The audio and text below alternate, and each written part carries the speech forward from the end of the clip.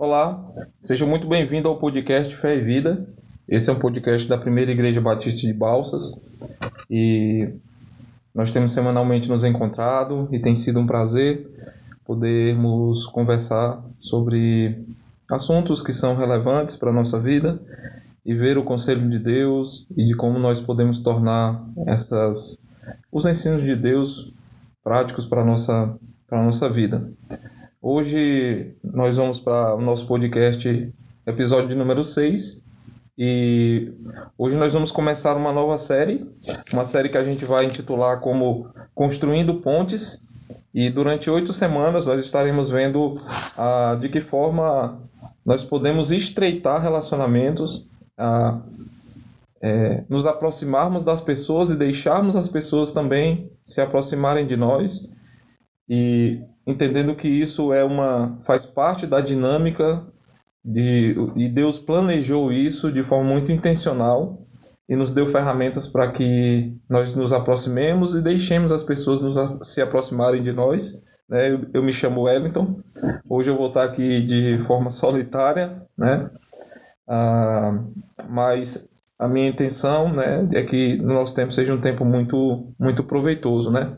Nós vamos estar utilizando durante essas 8 semanas um livreto que, apesar de ser bem pequeno, é um livreto muito, muito enriquecedor, que tem por título Aconselhando Uns aos Outros, né? E já fica o encorajamento a você, se ainda não leu, que leia esse livro e ele vai com certeza ajudar você e vai encorajar você e também ajudar no processo de estreitar relacionamento com outras pessoas e ajudar outras pessoas também a, a vencerem suas lutas pessoais, né?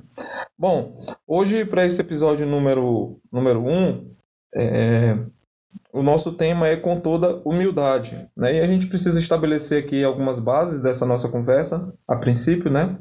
A primeira coisa que a gente precisa pensar e lembrar é que Deus não nos salvou para vivermos isolados. Deus não salvou. O processo de salvação na vida de uma pessoa, ela implica em que ela se relacione primeiramente com Deus, né? Esse distanciamento, nós vimos um pouco disso na última série.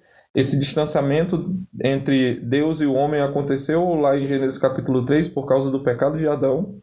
E nós vimos que a partir dali, por si só, o homem não consegue estreitar esse relacionamento com Deus, a não ser esse relacionamento ele é reestabelecido, vamos dizer assim, né? Através do que Cristo fez ali na cruz, né? O véu se rasga, o homem volta a ter acesso com Deus por Jesus, através de Jesus e unicamente através dele. Ele é o nosso mediador, aquele que quebra essa separação que havia entre Deus e o homem, né? Ele rompe essa separação e através do sangue derramado ali na cruz, o homem então pode, em Jesus, voltar a ter contato com esse Deus. Então, o homem volta a ter esse relacionamento com o Senhor. Então, o homem não vive mais isolado, afastado de Deus, mas também Deus, por sua misericórdia e graça, nos privilegia, temos relacionamento com outras pessoas. Então Deus salva o homem para que o relacionamento deste homem com ele mesmo seja refeito, e Deus também salva e dá esse privilégio ao homem de se relacionar com outras pessoas. Então, como ponto inicial aqui, Deus não nos salvou, Deus não salva uma pessoa para que ela viva isolada. A salvação não é a ausência de problemas, né? Então, até a gente já poderia combater aqui um ensino falso que tem sido proliferado de que venha Jesus e sua vida vai mudar no sentido de que os problemas... você não terá mais problemas. Então, se você por um acaso ouvir algo desse tipo, saiba que essa é uma mentira, né? A salvação, ela não leva à ausência de problemas. Então, esse é um evangelho mentiroso. A outra vertente de ensinos falsos que têm sido feitos por aí, é que você então tem tudo em si mesmo, né? Você consegue, você é aquele que pode, você vai, né, vencer todos os problemas que estão à sua frente pela força da sua mão, né? Então, de um lado, nós temos esse falso ensino de que não há problemas, e do outro é que, havendo os problemas, você consegue sozinho. Então, de novo, nós voltamos para o nosso primeiro ponto, é de que Deus nos salvou para termos relacionamento com as pessoas. Então, nós não vamos viver enclausurados, fechadinhos no mundinho pessoal, né? E que não haverá problemas. Haverá problemas, mas nós temos o Senhor, nós temos as pessoas, nós temos a palavra de Deus, que são ferramentas poderosas em Cristo para vencermos todo e qualquer problema. Então nós precisamos de Deus e nós precisamos das pessoas, precisamos uns dos outros. E o ponto de partida, eu queria ler um texto aqui, que é o texto de Efésios, capítulo 4, onde o apóstolo Paulo nos dá aqui um ensino poderoso, no sentido de que Deus nos dá pessoas, né? Nessa ideia de que Deus nos dá pessoas. Ele vai dizer, a partir dos versos 11 a 13, ele diz assim: e ele mesmo concedeu uns para apóstolos, outros para profetas, outros para evangelistas e outros para pastores e mestres, com vistas ao aperfeiçoamento dos santos, para o desempenho do seu serviço, para a edificação do corpo de Cristo, até que todos cheguemos à unidade da fé e do pleno conhecimento do Filho de Deus, a perfeita varonilidade, à medida da estrutura da plenitude de Cristo. O que isso quer dizer? Deus, então, dá à sua igreja homens e capacita esses homens para que instruam a igreja, com a intenção de que a igreja, as pessoas, os membros ali, os crentes, tenham toda a capacidade de resolver os seus problemas e se ajudar mutuamente a resolver os problemas uns dos outros. Então, vamos dizer assim, a função principal, né, primordial, uma delas, do líder, do pastor, é instruir, é capacitar. Então ele capacita os membros para que os membros então possam se ajudar mutuamente a resolver os seus problemas. E aí a gente tem então esse ponto de partida de que a igreja tem pessoas específicas em que atuam em funções diferentes, e a finalidade é que haja uma capacitação para que esses membros, essas pessoas, as pessoas que estão ali contidas naquele agrupamento, né, aquela comunidade que nós temos chamado de igreja, elas possam se ajudar mutuamente. Isso não quer dizer que elas não tenham mais contato com o seu líder, com o seu pastor, pelo contrário, elas têm sim esse contato, mas elas também podem mutuamente, entre elas, se ajudar a vencer os seus problemas. E aí o nosso primeiro tema de hoje, ele diz respeito à humildade. Então ele fala com toda humildade. Por que é interessante, por que ele começa com esse ponto? Porque aqui é uma guerra entre orgulho e humildade. De um lado, nós temos uma tendência de nos acharmos esses super-heróis que conseguimos vencer os nossos próprios problemas, né, sozinhos, solitários. De um outro lado, nós não queremos abrir a nossa vida, dividir áreas da nossa vida com outras pessoas. E, em contraponto a isso, nós temos a humildade, que a humildade é esse ponto de partida de que eu peço, em primeiro lugar, perdão a Deus, né? Nós pedimos a ajuda de Deus, o que parece ser fácil, né? Nós vamos até Ele pela oração e pedimos a ajuda dele. Agora, é bem mais difícil pedir ajuda a um amigo, pedir ajuda a outras pessoas. E aqui nós temos, então, a ideia desse primeiro podcast, que é a humildade de reconhecer que nós precisamos pedir ajuda a outras pessoas, né? Nós não podemos pensar que as experiências ruins que ocorreram em nossas vidas, vamos dizer assim, né? Por exemplo, por vezes a gente encontra pessoas com dificuldade de dividir seus pecados com outras pessoas, porque elas já tiveram experiências ruins no passado, elas já fizeram isso, e as pessoas para a qual, ou a pessoa para a qual ela pediu ajuda não foi fiel, não guardou o segredo, né? Enfim, e aí ela se decepcionou, e então agora ela acha que não deve mais dividir com ninguém. Então tem uma série de pontos aí para a gente tratar. De repente, os critérios estabelecidos no ato da procura não foi um critério bem estabelecido, você não orou por isso, você não avaliou, pode ter sido levado pela emoção e ter tomado essa decisão de escolher aquela pessoa. Mas, por outro lado, é importante nos lembrarmos que nós vamos falhar. As pessoas falham, nós falhamos, as pessoas também falham, e é a graça de Deus, nesse ambiente de graça, de perdão, de nós perdoamos uns aos outros, né? Inclusive, Tiago vai falar isso em Tiago 5,16: confessai os pecados uns aos outros, orai uns pelos outros para serdes curados. E também vale a gente lembrar de 1 João 1,9: se confessarmos os nossos pecados, Deus é fiel e justo para nos perdoar os pecados e nos purificar de toda injustiça. Então a igreja deve ser esse ambiente de perdão, onde nós entendemos que nós pecamos contra pessoas e pessoas pecam contra nós, e é a mesma graça que nos foi concedida quando nós não merecíamos, e o Senhor nos salvou pela sua graça quando nós éramos inimigos dele, é que agora nós devemos também despejar graça e perdoar pessoas quando elas nos ofendem, pelo perdão concedido a nós na pessoa de Jesus Cristo. Então é esse ambiente que precisa ser construído, e os relacionamentos vão sendo estreitados, e é importante lembrar que vai haver erros, que as pessoas vão pecar contra nós, mas isso não é o ponto-chave. O ponto-chave é que nós precisamos das pessoas.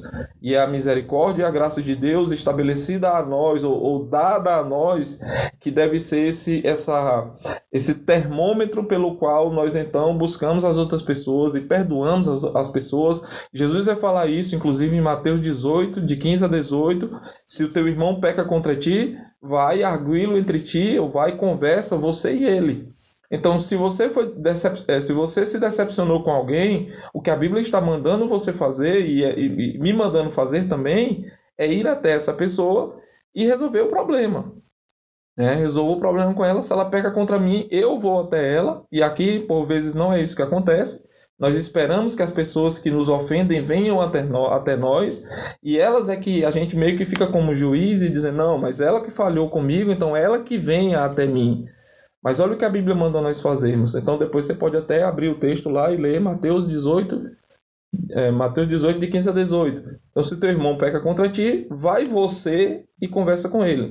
Então, se você se decepcionou com alguém nesse processo de pedir oração, de pedir ajuda, de dividir uma luta sua, vá até ele, converse com ele, exponha o problema e juntos busquem a solução em Cristo para aquele problema. Então não faça da sua experiência errada agora a baliza para não fazer mais o que é certo fazer, que é dividir os pecados uns aos outros, como a Bíblia fala. Então aqui nós temos em Tiago, inclusive, em Tiago 5,16, confessar e orar. Duas ferramentas que são necessárias no processo para resolver os nossos problemas. Confessar pecado e orar uns pelos outros. Então eu preciso conhecer o meu problema, né? Para que eu possa pedir então a ajuda de outra pessoa, eu preciso conhecer o meu problema, e eu preciso então reconhecer que eu preciso de ajuda de Deus, e aí eu vou até Ele em oração e também pedir ajuda a outras pessoas, né?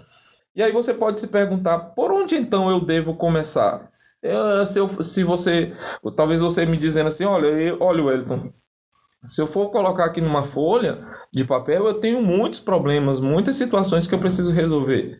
Então é importante você identificar por onde começar, né? Por onde começar? E aí, por onde começar tem a ver com o que nós chamamos de esquadrinhamento do coração. O esquadrinhamento do coração nada mais é uma frase, né? Uma pequena frase que nós como é que a gente pode dizer? Que intitula, né, de um princípio que está estabelecido lá no Salmo 139.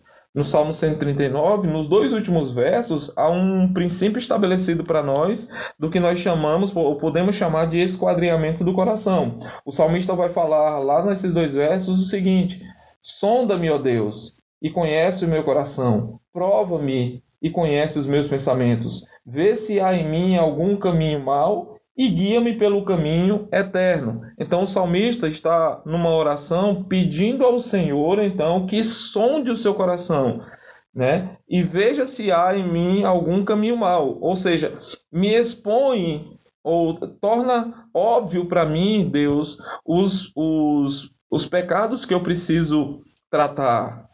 E eu não tenho dúvida, meu querido, Deus vai ouvir a sua oração. Deus vai ouvir sua oração. É assim porque está na sua palavra, então é uma orientação que a gente deve fazer. Então eu esquadrinho meu coração, vejo problemas que eu preciso tratar. Esses problemas, irmãos, por vezes eles são o que nós chamamos de pecado, né? Esses problemas que eu estou, quando eu falo de problemas, eu estou falando de pecado. Por vezes são pecados que nós chamamos de pecados externos e outros pecados internos. Se a gente pudesse dizer assim, são aqueles pecados que a gente reconhece que são mais graves, mas são pecados que são, por vezes, nós intitulamos eles como pequenos, como, por exemplo, a fofoca, né? Como, por exemplo, pequenas mentiras que nós achamos que são pecados menores, mas que todos são pecados. Então é preciso entender que pecado não tem tamanho. Pecado é pecado, e o pecado, entre aspas aqui, por menor que seja, né? Entendendo que não há tamanho de pecado, mas por menor que você ache que seja o seu pecado, ele precisa ser tratado. Ele precisa ser tratado. Esse problema, que é um problema contra Deus, precisa ser tratado. Então, o meu pecado, o seu pecado, em primeiro lugar, ofende ao Senhor. Então, ele é a pessoa mais ofendida. Mas, por vezes, os nossos pecados afetam não somente a mim, mas afetam também as pessoas que estão ao meu redor, e eu preciso então, à medida que esses pecados vão ofendendo mais pessoas, eu preciso ir tendo mais trabalho para ir tratando. Então, quanto antes eu identificar o meu problema, o meu pecado, e quanto antes eu começar a tratá-lo, menores serão as consequências no sentido de pessoas, talvez, que eu tenha que buscar para resolver o meu pecado. Então, esse é o primeiro ponto. Eu identifico o pecado, identifico o problema.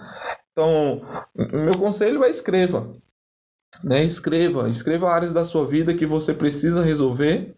Né? Então, o meu e o seu pecado, o meu e o seu problema tem um ponto de vista que é o ponto de vista de Deus, né? Que já é o nosso segundo ponto aqui, que é o que Deus pensa sobre esse pecado, o que Deus pensa sobre esse problema, o que Deus pensa sobre essa área da minha vida que tem afetado a mim, mas tem afetado também outras pessoas, e como Deus não só pensou, mas como Deus me deu soluções, saídas para resolver esse pecado, ou resolver esse problema. Então Deus não simplesmente pensou anteriormente, mas Ele fez isso realmente. Deus pensou sobre problemas que nós teríamos que lidar com eles, pecados que nós lidaríamos com ele em nossa caminhada, e Ele já nos deixou um antídoto, uma solução descrito, e nós conhecemos isso como Bíblia.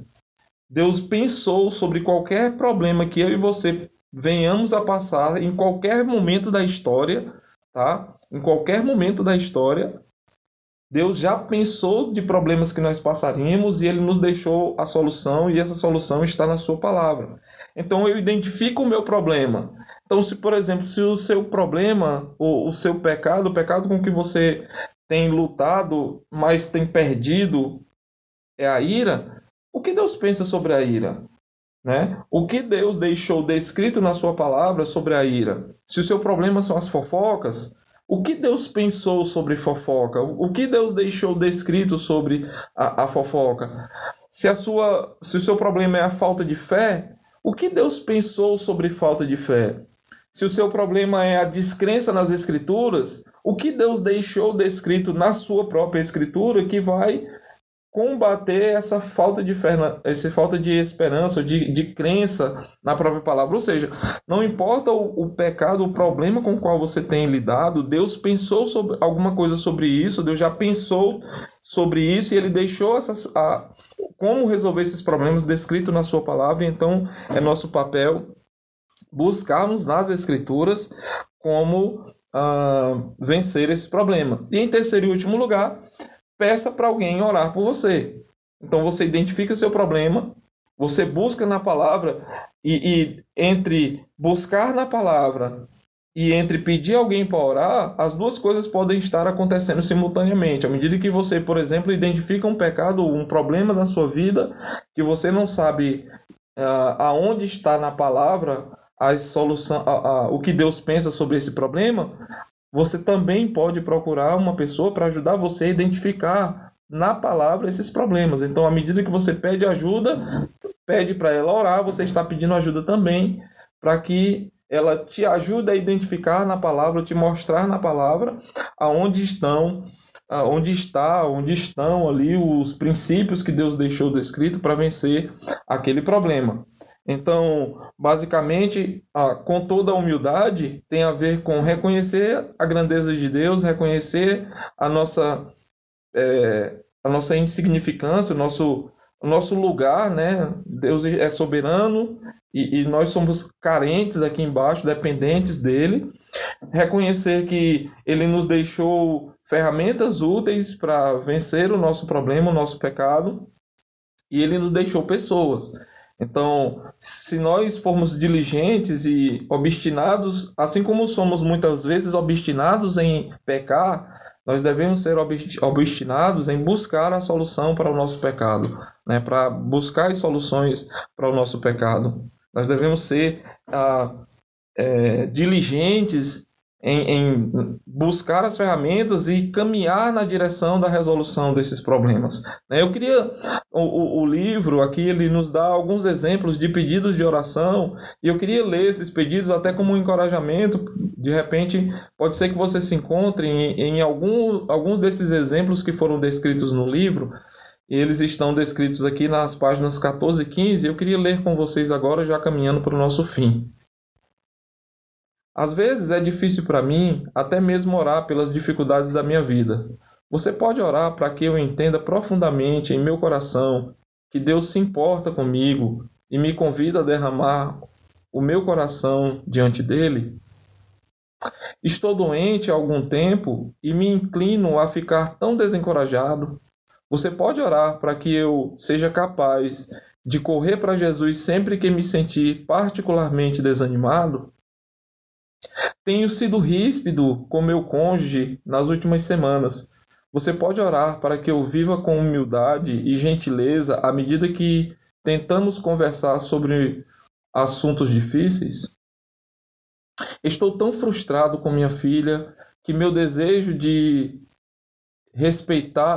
ser respeitado tornou-se maior do que meu desejo de ser paciente e demonstrar-lhe bondade. Você pode orar por mim? Ultimamente, o gerente do meu departamento tem sido crítico e rude. Eu nem sei o que pensar sobre tudo isso. Você pode me dar algumas ideias de como orar? Então aqui estão alguns exemplos, irmãos, talvez você se encontre em alguns deles, de como você pode pedir alguém para ajudar você. E é interessante como aqui no livro, para cada um desses pedidos de oração, o escritor ele já indica um texto bíblico de encorajamento a essa situação. Então, eu encorajo você mesmo a ler o livro, né? Eu possuo o livro e quando terminar a série eu posso emprestar para você, para que você leia também, mas é um livrinho pequeno e barato, né? Se você tiver desejo, a intenção de tê-lo na sua biblioteca pessoal, eu também encorajo você a fazer isso, tá bom? Que Deus abençoe, queridos, até a semana que vem no nosso segundo podcast dessa série, né? Hoje nós gravamos o número 6 e também quero encorajar você, esse é um podcast da Primeira Igreja Batista de Balsas, né? Se você desejar, você, meu amigo que escutou esse podcast, né? Se você desejar nos conhecer, vir a um dos nossos cultos, na quarta à noite, no domingo pela manhã ou à noite, será um prazer ter você com a gente, tá bom? Que Deus abençoe a todos. Se você gostou do conteúdo, pedimos a você que dê o seu like aí, compartilhe, deixe seu comentário, o que você achou, o que de repente ficou alguma dúvida para você, deixe seu comentário, isso vai ser importante para a gente ativar e nas respostas buscar como melhorar aqui, tá bom? Deus abençoe e até a próxima.